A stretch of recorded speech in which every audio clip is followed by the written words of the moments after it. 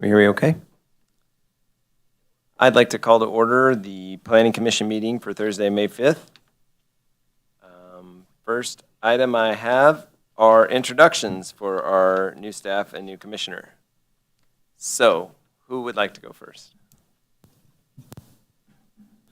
I would like to give you guys a little bit of guidance on this one. I know everybody is being new here, and I've only been here for a month, and I know we have some first-time commissioners, and welcome to Planning Commission.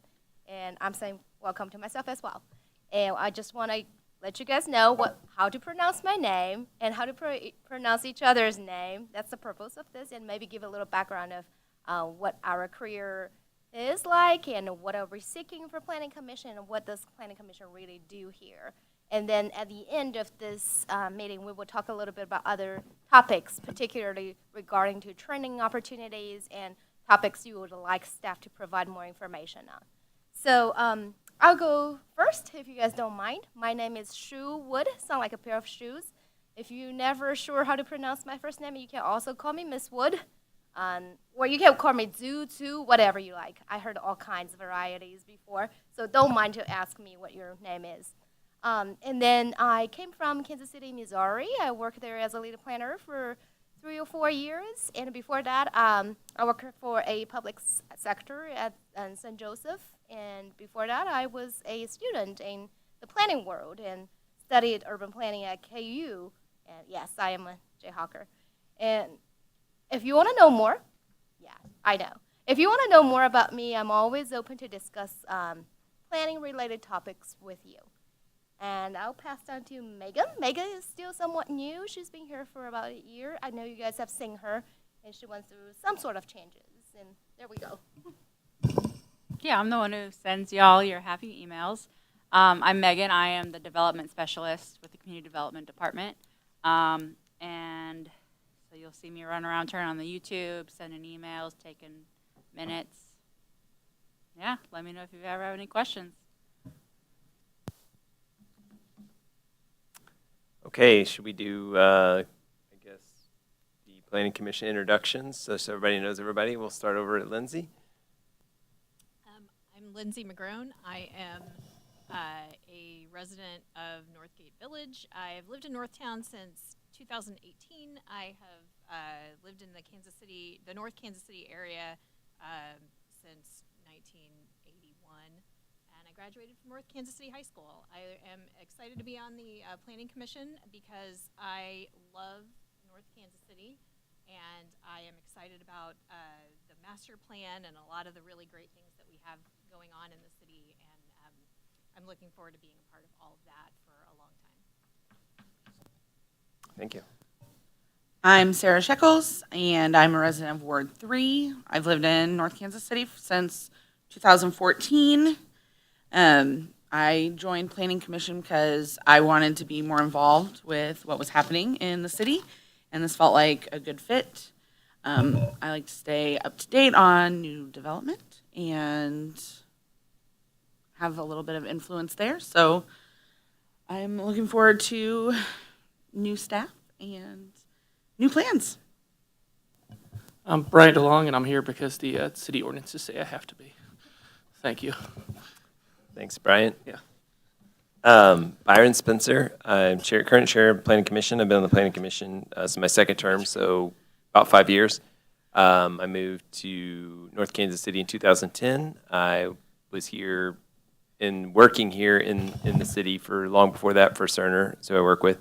I'm really interested in just kind of all the changes that are happening in North Kansas City and the making the best plan to help us manage all those changes as we are a growing and adapting city. My name is Jesse Smith. I am on the City Council. Ordinance also dictates that I be present, and my peers nominated me, so that was nice. I've been around since 2013. I also live in Northgate Village, and absolutely love North Kansas City. Want to put some of the greatest developments known to mankind around here. I'm excited for all the stuff that's being brought to us, so looking forward to it. And then I'm Drew Steele. I am a senior data analyst with My Sidewalk, which is a community data platform that helps cities around the country make decisions about programming and policy. I'm a transportation planner by trade. I've been in the data world for a couple years, so I'm excited to get back into the nitty-gritty planning stuff. Been in North Kansas City since 2018, and excited to help kind of roll the ball forward here.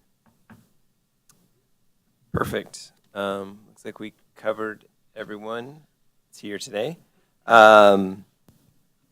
Next item I have, if there's no other introductions, would be a approval of the agenda, May 5th. Is there a motion to approve the agenda? I move to approve the agenda. Second. Second. All in favor, say aye. Aye. Aye. Opposed? Approval of the minutes, December 2nd, 2021. Is there a motion to approve the minutes? Move to approve. Second. All in favor, say aye. Aye. Opposed?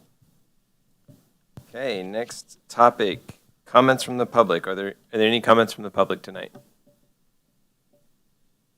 Seeing none, we are moving to election of our officers. We have a committee chair, role currently I'm in, and a secretary. Do I have a motion for nomination of a chairperson? I move to nominate Byron Spencer as committee chair.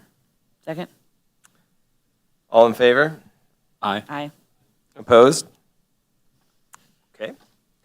As I will sometimes not be present, the secretary will need to fill in when I'm gone. Election, is there a motion for nomination of secretary? I will move to approve Lindsay Mcgrone. Okay. Second. All in favor? Do you accept the Aye. nomination? There we go. Okay. Sorry. We at least get a choice to accept nominations. This is true. Yeah, okay. Yes. Any opposed? All right. Next topic is the discussion of the final draft of the Planning Commission bylaws. So you'll find these here at your table.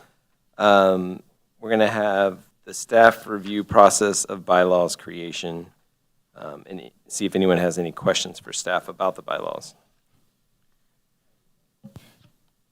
So this bylaws has been discussed twice before this meeting.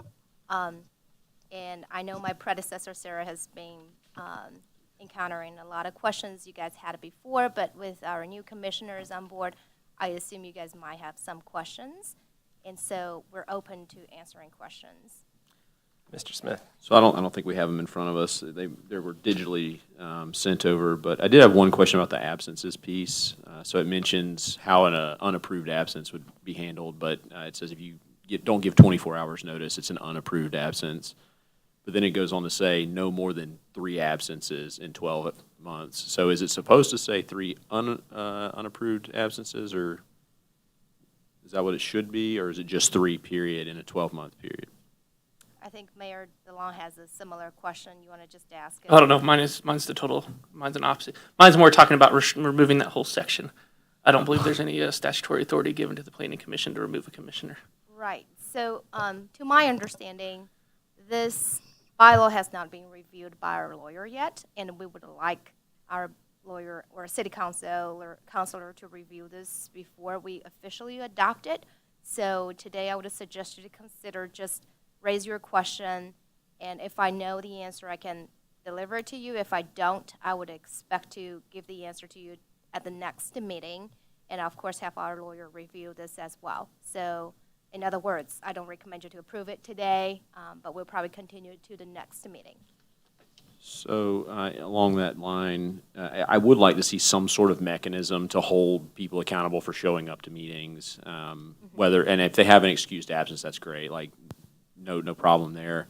But if not, if it's just a no-call, no-show, I don't know if we have the statutory authority to remove them, but something along the lines of whatever Mr. Barzee says is okay, we can review that. But something to keep them, coming to meetings. Any other questions or comments?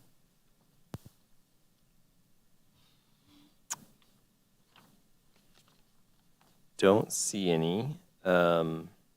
Given the input from staff here, Do I have a motion then on the final draft? Sorry, one other quick question. There was something mentioned in the memo I didn't see in the bylaws about holding meetings monthly regardless of topic or anything going on. That didn't make it in the bylaws, but it's also not something I would want to have happen. It makes sense to meet when there's business to discuss, or if someone in the body decides like we need to have a meeting on a topic, but not just meet to meet every month. I appreciate the input. Brian? One final one. Also, I don't think the planning commission will change enough for you need an annual review. So I'd ask that the annual review also be removed. Seems like a redundant item.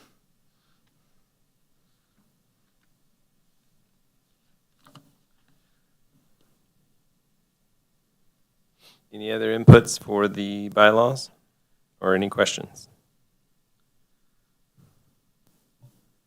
Okay, can I have a motion on the final draft for the Well, planning commission? I would move to hold this for another month until the city councilor has a, Okay. So are well, we- the are we- motion is to hold it for a month. Okay, so Second. I have a motion to hold for, until the next meeting. And I heard it, second? Second. All in favor, or when do we have to call roll here? I believe so. Okay. Generally, staff calls the roll, right?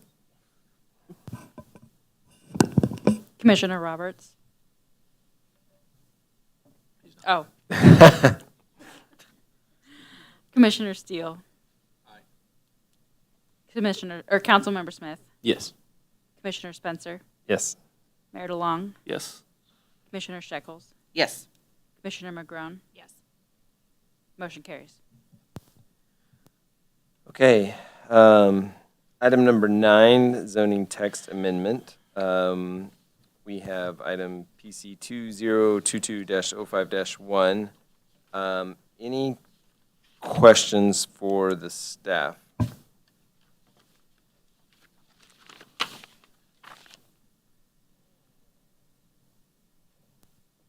I did have one question. Where it states this is for the parking, where up to but not exceeding 20% spaces shall be provided for compact cars, what is that currently at? Or is that something that's just being limited or added or changed? So our current ordinance does not have any language covering compact cars. In other words, regardless of the size of your cars, you're subject to the same parking standards. So we're giving a little more flexibility over here to allow some parking spaces to be designed to accommodate the small cars that does not take that much space.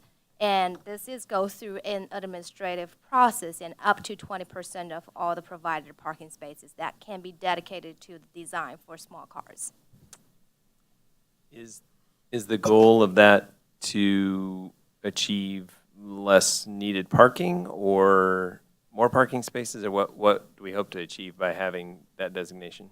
So in other words, if you do have smaller spaces designed for smaller cars, in theory, you should have less parking general impervious area for the same amount of parking spaces as you are required. In other words, if I'm required from my development to provide 100 parking spaces, I can design 20 spaces for small cars particularly, providing there is documentation to supplement to this need. And then I can probably shrinking down impervious area and the entire parking area by X amount of square feet. Jesse? Is there a rationale for the 20%? There is a little study on that part. This number is plugged in by staff in general. So we did a little peer case study from peer organizations, Kansas City, Missouri, and other places. There is really no cap over there. However, given the facts of how much semi-truck and how much pickup trucks and how many of the other kind of cars we have, I think the 20% is just based off a rationale of what the market really look like these days and taking the average number over here. So we put a cap over here. Okay, I'm just, the reason I ask is I'm thinking of the new parking lot that's going in with 250 spaces. That would be roughly 50 spots for compact cars. It feels like a lot to to have 50 compact car spaces. I don't know if, that's why I asked if there was any particular rationale for it. So that's what they could ask for, up to 20%. They Right. may choose less, right? They But- can choose less. Almost any developer who's going to see that will ask for that many. I mean, I don't see a reason why they would go lower since it does shrink the amount of impervious space they would be putting in, saves cost. So looking at incentives, somebody's going to find that and ask for the smallest amount of pavement they can do. So I just don't want to be limiting where it doesn't become useful parking.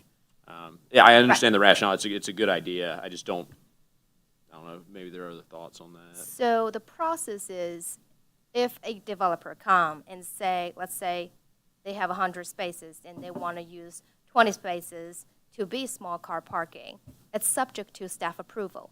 And because it's subject to a site plan approval, we do review their parking lot design. We will ask them, where is your rationale coming from? Why do you think you need 20 spaces? Is there any number supporting this? Do you have customers that you're aware that your regular customers will have small cars? So the approval process itself will have some sort of eyes on guarding this rationale behind it. Sure, and that makes sense. If it's a new development, how do we guess at who their customers are going to be, right? Like they're building an apartment, like we'll just use Bloom, for example. Like they came and said 20% of our people might have compact cars. We can't really fight that they might. They can find a similar case studies and for apartments in our Okay. region.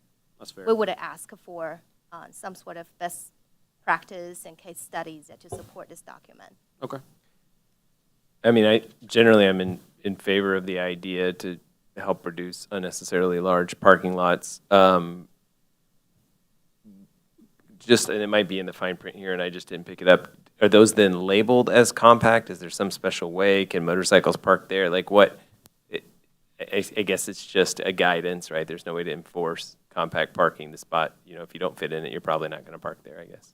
Right, that's correct. If you don't fit, most people would understand you cannot fit in there because these compact car spaces, they're narrower, not just because they're shorter, they're also narrower. And so typically you wouldn't know a pickup truck is not going to fit there.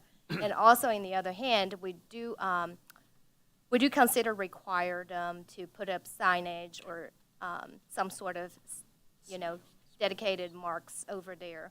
And that will be subject to review the parking lot design as well.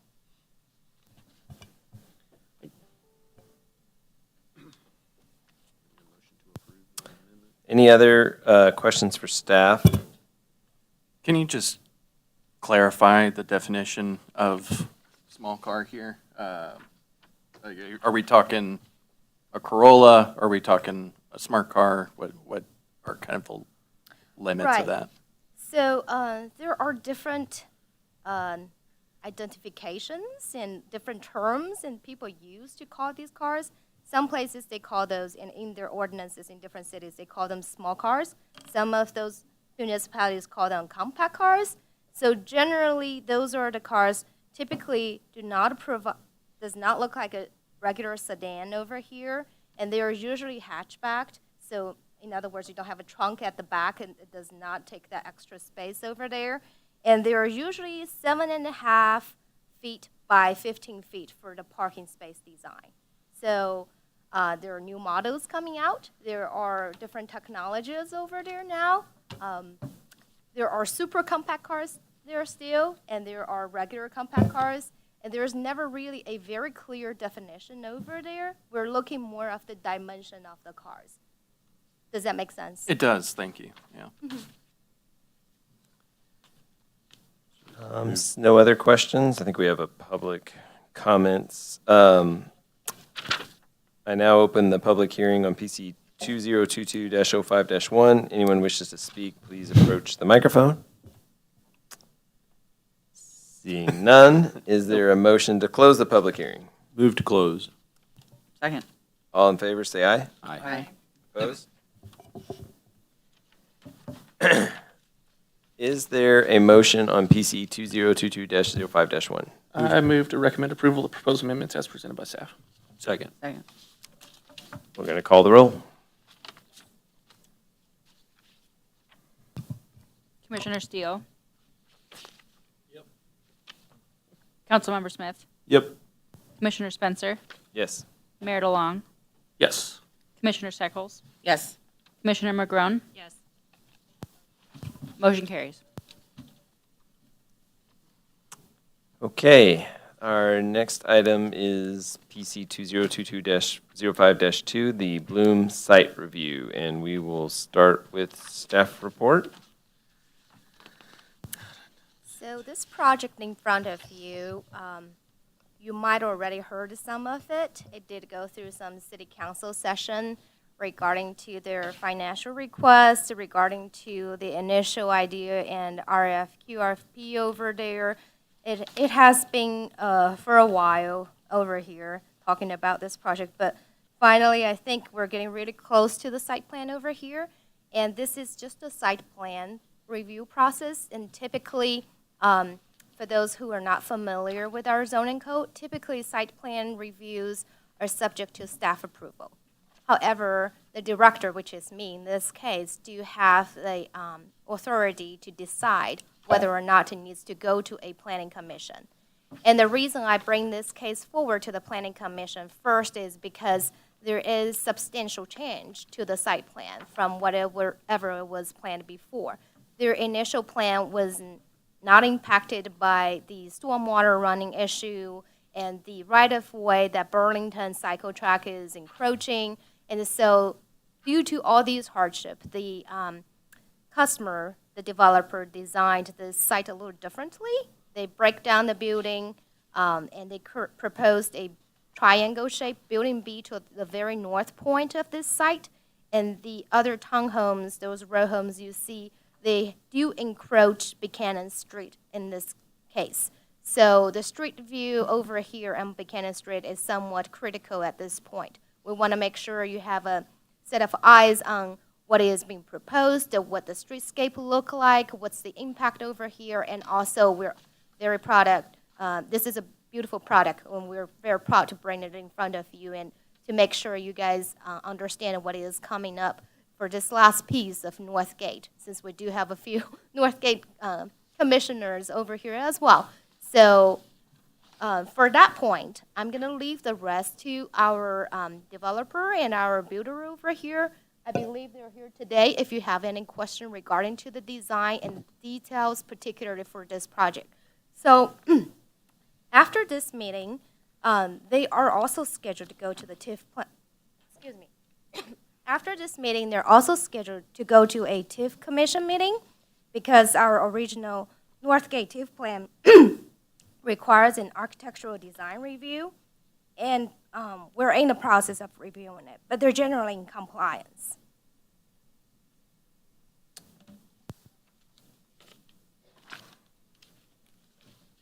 Okay, so I think with that, we were going to open up to any questions for staff or the applicant. I guess, just on oh, sorry.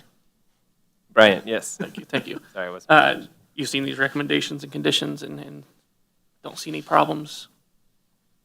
That's for you guys. Okay, thank you. I want to make a few comments, just hot off watching the planning committee, or the city council meeting last night, or was that Tuesday night? Tuesday night. Just watched it today. Very interesting discussion, if you guys haven't watched it, about parking lots and landscaping trees, some really hot topics there.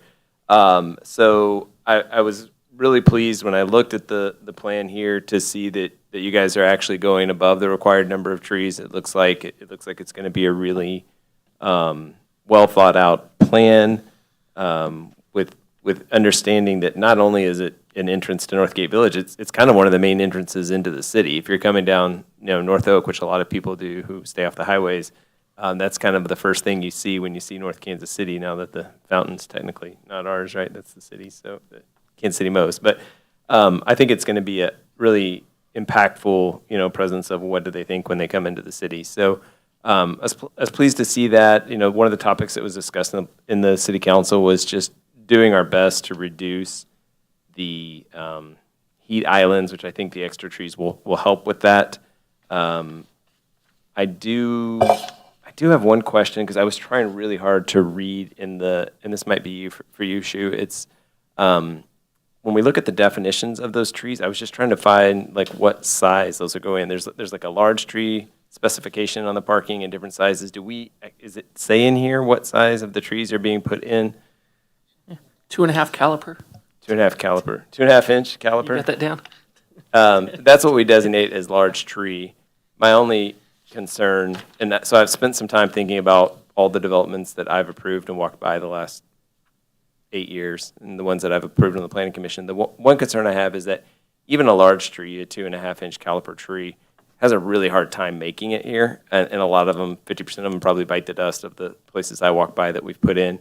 I just was wondering if we could be open to a recommendation that would say a larger caliper. And I don't know, Shu, from your background, if there's a standard that other cities use for a large tree that's larger than that?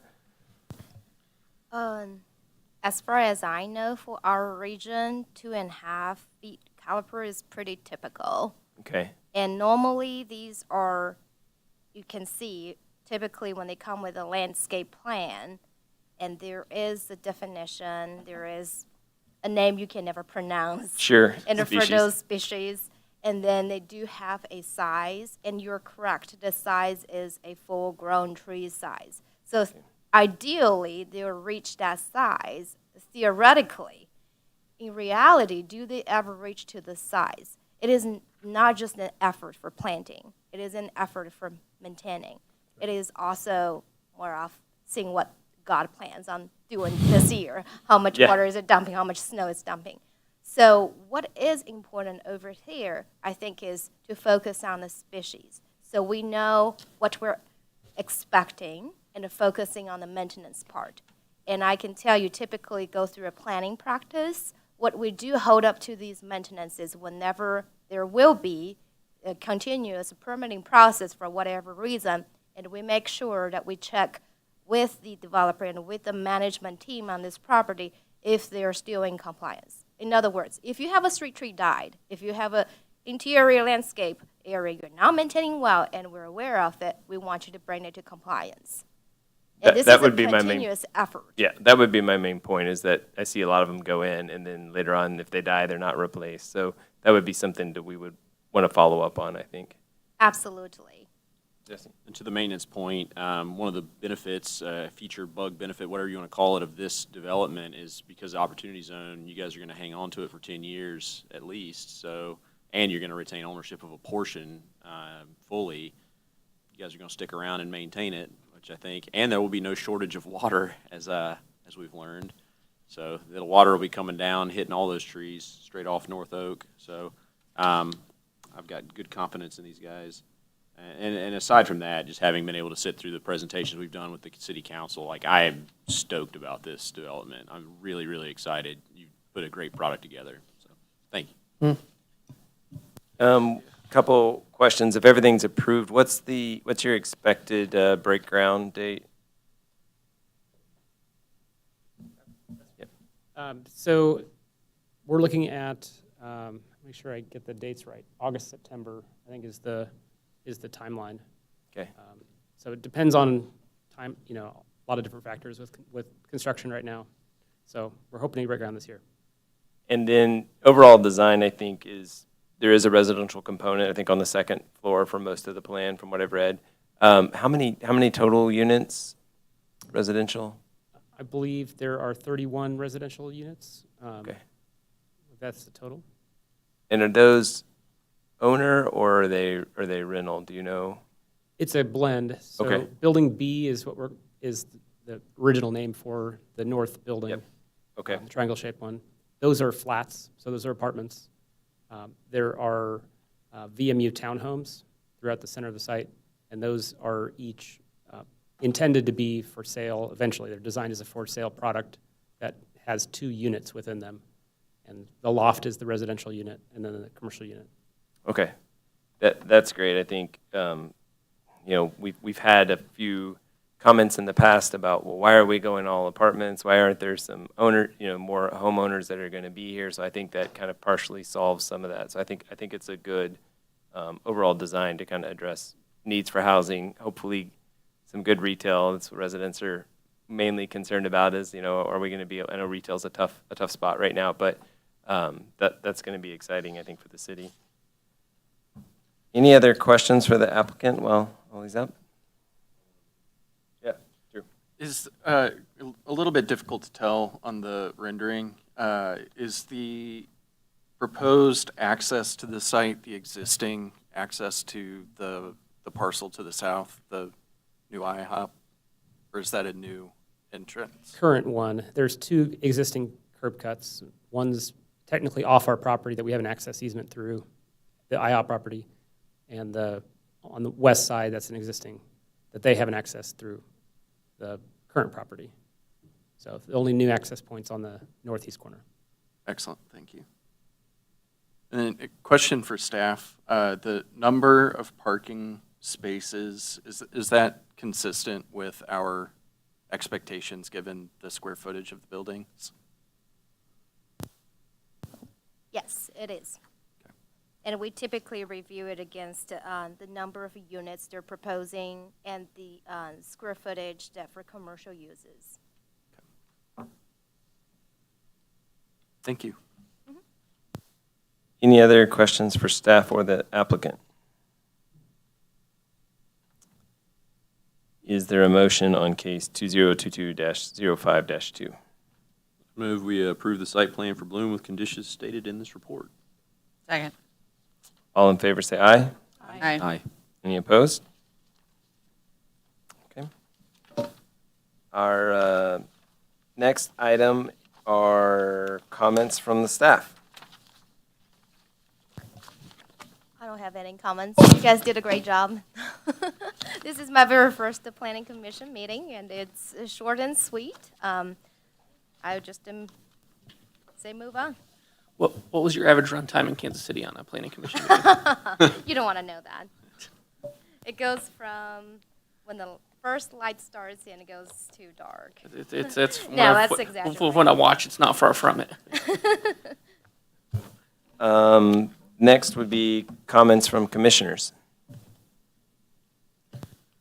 Happy to be here. Thanks for having me, guys. Thanks, Drew. I have one. I don't want this to be too short. Sorry, Jesse. So I noticed we were able to amend the parking ordinance tonight. Is that something that can be done at any time, at any meeting, or if it's on the agenda to review any changes to parking ordinance? So for zoning code amendment, we call that zoning code text amendment. So typically zoning comes in two parts. You have a text, that's where the words specified in the ordinance, and then you have a map. The map typically is related to rezoning. So whenever you do have a zoning text amendment or a zoning map amendment, you guys are the recommending body. So I bring this forward to you, you make a recommendation to the city council, and the city council makes the final decision. Okay. And I think where I'm going with that is after watching the city council commission meeting, and I've often wondered this on the planning commission, is how can the planning commission do more to help prepare, the city council for things that they need? And looking at some of the sites and some of the discussion that was had about how did we get this late in the process before a concern was brought up and then trying at the last minute to fix it, I'm beginning to wonder if maybe there isn't a chance for the planning. We did look at the zoning ordinance maybe just a year or two with Sarah, but if there are specific concerns that we're not catching, with some of the proposals, it may be time to revisit maybe. And we looked at parking overall. We did this study to make sure we had enough spots, and lo and behold, like 20 or 30% of our spots aren't even used in the city. There's plenty of parking, may not be right where people want it. But I think there might be some changes that we could consider at a future session to how could our parking be better? And if that is the landscaping thing that was a hot topic or something like that, is that an ordinance update that we would consider maybe with some deeper thought? Yeah, I would just say as a commissioner, as a regular resident, as a council member, whoever you have a concern and you have a topic that you want to bring forward to make an action or movement on those, you can't always, the city can't initiate a zoning text amendment. just as everybody can. So it's always good to come talk to me about this, and I will guide you through the process, how it's like, and what needs to be involved. Is this just a periodic review? Is this just a correcting a little error over there in the zoning code? Or is this needing a little bit more attention and a little bit more public engagement? Do we need public input? How do we do it better? So the initial conversation, I would always appreciate if you bring it to my attention, and I can coordinate that with you. And when we do have an idea, this is what we want to do, and we get a little buy-in from the community, and you think it's mature, ready to move forward, I can help you guys with drafting it, and this will be a teamwork, and then we can move forward with those proposals. Okay. My homework suggestion then for the commission, just so we have a little something to do before next time, would be walk some of the parking lots that we have, walk some of the new ones, obviously the older ones, see what ideas, we have that we could update into the ordinance that might make things better. I think not just the amount of parking, but how the parking is laid out, what feel and look it gives to the city is going to be a continued issue for our city as we experience growth, and minimums for requirements. And even the discussion tonight was good about what size should the spots be. We've talked about signage, but I think landscaping and other things will probably come into that as we try to decide what do we want for the city going forward. That's all. Any other comments from commissioners?